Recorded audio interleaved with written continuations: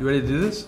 Yeah, absolutely ready. All right, so you've fielded quite a bit of questions. I did. I basically asked the community, you guys, what you want to know about the retouching industry. I wasn't really sure I was going to get a lot of questions, but we actually got a lot. How many did we get, Gary? I've got 43 memorized right upstairs. Memorized. Yeah. And the names too. And the names of the people. Okay. Yep.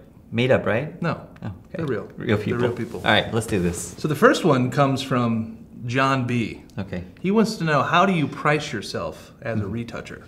Well, John B., I think that if you're a retoucher, there's a couple of ways to go about this. And it's different from photography because with photography, you have a lot of things to consider. You have, equipment, rental, all that stuff. As a retoucher, I don't have to rent anything, thankfully. I can walk around with my laptop, be good for the day, and my tablet. So the thing that I really want to focus on isn't just the price per hour, because a lot of people do price per hour. And that's okay. They get a project, they see what is involved, the number of images, what needs to be fixed. Sometimes it's color related, sometimes just clean up stuff. But for me, I price it per project because when I do it per hour, what tends to happen is it takes less or more time than I anticipate. And the client doesn't necessarily understand what that means in terms of budget. Like I could give them a range, like it may be this many hours or these many hours, but they don't have a concrete idea of what the rate's gonna be. But if I get all this information and I see how long it's gonna take me based on all these criteria they're giving me, I can say it's gonna be X amount per project. Now, I know that sounds confusing because it doesn't really give you an answer as to what that hourly rate is or how much you should charge. But it really depends on, what are your expenses? What is your monthly rent? What much do you spend on coffee? Exactly, a coffee budget. Coffee budget. Yeah, we all have a coffee budget. Yeah, Starbucks cost budget of or goods whatever. sold, that's definitely part of it. Yeah, so you have to figure out what it is. What are your expenses? What are you happy with per hour? And then multiply that by how much time you expect to take. The only stipulation that I have is when I get revision requests, I usually include the first revision for free. But if it's anything after that, where it's something out of the blue, where they didn't communicate this beforehand, I will then say, I'll be happy to do so, but it's gonna cost you a little bit more and negotiate that. So I price per project, not per hour, but it's okay to do both. How long did it take you to be able to look at an image and be like, that's gonna take me 6 hours?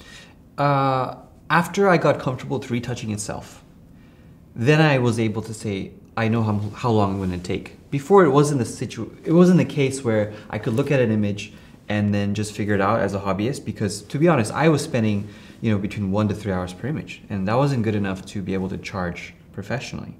But once I got down to a science and I felt comfortable with what I was doing, I can look at an image and be like, all right, it's going to take me 45 minutes, and then send that quote off to the client and be comfortable with it. So do you have a contract that says, all right, I'm going to send it back, you get 1 revision, and then anything after that, no matter what the request is, more money? Yes, exactly. And then I tell them ahead of time, I'm like, yes, let me see exactly what you want.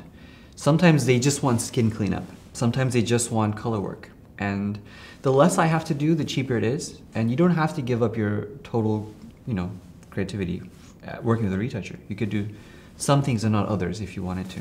Are there a lot of retouchers now that charge by the hour? There are. I think I'm actually a minority. I am a minority in both ways. Bad joke.